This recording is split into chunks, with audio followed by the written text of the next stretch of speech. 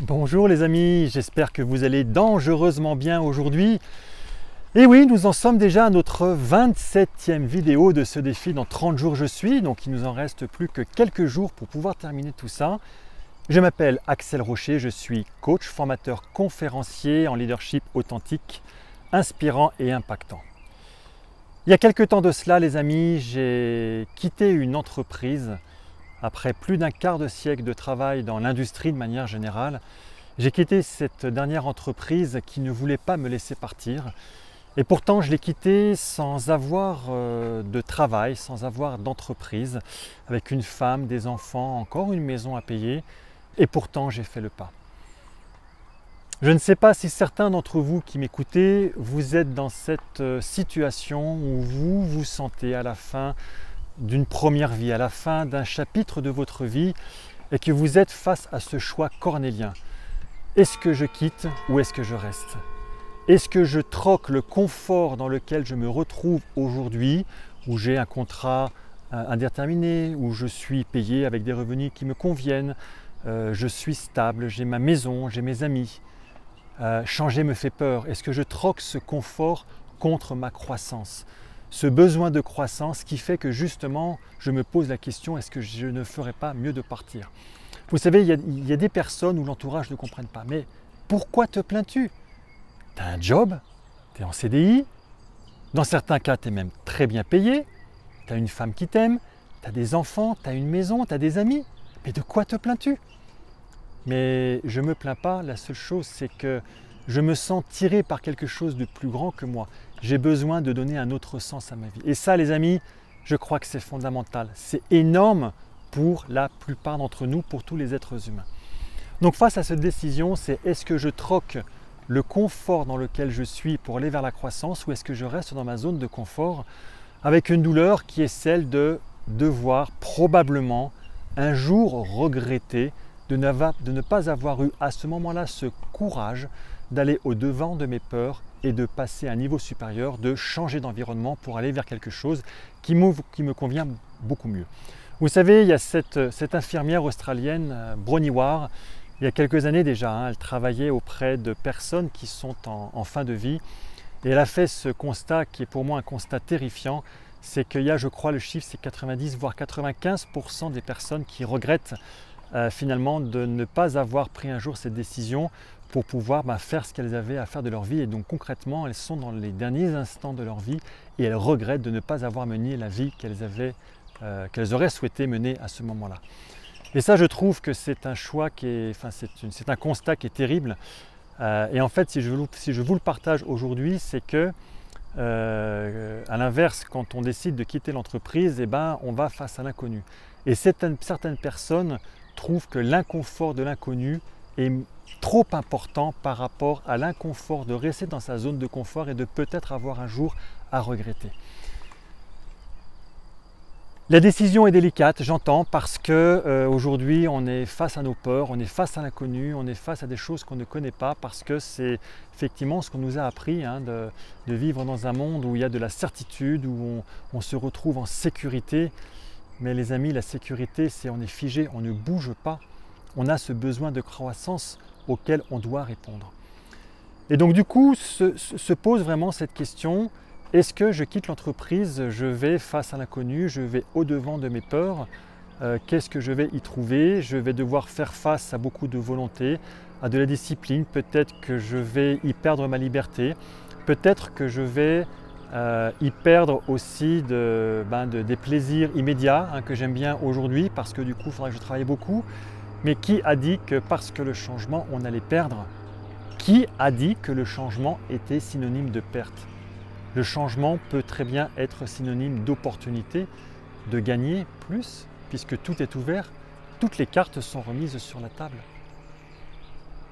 Les amis, je pense que ce choix est compliqué.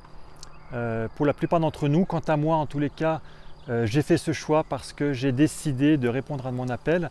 Je ne vous dis pas que le choix a été simple, il y a eu beaucoup de discussions avec mon épouse, bien plus qu'avec mes enfants, je leur ai demandé leur avis.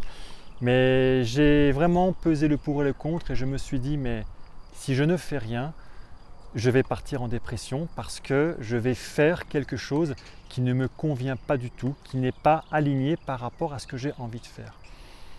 Alors j'ai la chance d'être en France. J'ai la chance d'être en France et que lorsque l'on quitte son travail, eh bien, on a un minimum de sécurité salariale à côté. Oh, ça ne fait pas tout, bien sûr que non. Mais en tous les cas, ça nous permet pendant cette phase de transition de pouvoir rebondir et faire autre chose. Et donc du coup, oui, j'ai fait ce choix de partir et très honnêtement aujourd'hui, je peux franchement vous dire, alors je me suis fait accompagner, hein, je ne suis pas partir la fleur au fusil, mais aujourd'hui j'ai vraiment donné un sens à ma vie et pour aucun or au monde, je ne regrette la décision que j'ai prise. Et si j'avais un conseil à vous donner, ou plutôt un retour sur expérience à vous donner les amis, ce serait celui-ci. Ce serait de vous dire que pour celles et ceux qui se retrouvent dans cette situation où vous êtes à la fin d'un chapitre, où vous avez terminé une partie de votre vie, probablement que vos proches ne comprennent pas parce que tout cela souvent c'est des choses qui sont très intérieures, on a envie de croître, on a envie de redonner un sens, mais ça aujourd'hui on en parle peu. On en parle peu et pourtant tout le monde le vit. Parce que dans l'entreprise, on parle de business. Alors le business, c'est le cash. On parle très très peu de l'humain. Vous savez que pour moi, c'est fondamental hein, quand je vous parle de leadership authentique. C'est vraiment ce leader qui est authentique, qui est vrai. C'est ce leader qui a déjà fait un job sur lui-même. Hein. C'est ce leader qui a déjà, lui, trouvé le sens qu'il voulait donner à sa vie. C'est ce leader qui est, ouais, il est peut-être dans l'excellence, il connaît plein de choses. Il est dans une zone de génie hein, dans ce qu'il veut faire. Mais il ne sait pas tout, il est aussi en vulnérabilité et c'est pour ça qu'il est authentique. Il est inspirant parce que du coup, il est dans sa zone de génie. Donc quand il va parler, ce n'est pas les mots qui sortent de sa bouche qui parlent, c'est son corps, c'est son rayonnement. Voilà, il est impactant parce que ce qu'il va faire, il a un objectif, il a un sens de contribution par rapport aux personnes qui sont autour de lui, que ce soit ses proches, que ce soit ses équipes, voire même que ce soit son entreprise, ou même plus général, que ce soit par rapport au monde, ça dépend des différentes personnes. Mais ça, c'est quelque chose dont on parle relativement peu. Et je note que de plus en plus, ça revient au devant de la scène parce que les entreprises sont faites d'êtres humains. Oui, il y a des process, oui, il y a de la qualité, oui, il y a plein de choses, mais ce sont quand même des humains. Et les humains, ils ont besoin d'être en société, ils ont besoin de grandir, de voir que les choses grandissent. Donc les paroles se libèrent et j'en suis très heureux, j'en suis très très heureux. Mais maintenant, répondons à cette question, du coup, quel sens j'ai envie de donner à tout ça? Donc les amis, je vous ai fait plusieurs capsules, hein, regardez-les, il y en a une, alors c'est pas la seule, hein, quand je vous dis regarde où tu pleures, là où tu pleureras, ou là où tu pleures, là se trouve ton trésor. C'est très souvent un signe, là où tu sens que tu vibres, tu trembles, tu sens qu'il se passe quelque chose, c'est là qu'il faut chercher en fait. Donc à cette manière-là, et puis après je pense que la meilleure des manières pour pouvoir redonner un sens à sa vie, on est tellement dedans, c'est d'avoir quelqu'un. Alors ça peut être un ami, ça peut être un conjointe, ça peut être un mentor, ça peut être un coach, ça peut être peu importe la personne, mais faites-vous accompagner. Ayez quelqu'un qui soit un petit peu votre miroir, qui parte de vous, qui vous respecte, mais qui vous dise un petit peu, cherche peut-être dans cette direction, il y a peut-être là à trouver. Donc ça, c'est vraiment sortir de ce bateau hein, qui tourne en rond sur l'océan parce qu'il n'y a pas de vent favorable hein, pour l'emmener vers un port qu'il a choisi. Donc première chose les amis, c'est vraiment de chercher ce sens, cette direction que vous voulez donner, parce que quand vous l'avez trouvé, le comment vient naturellement derrière. Et peut-être même que des fois, vous ne connaissez pas le comment.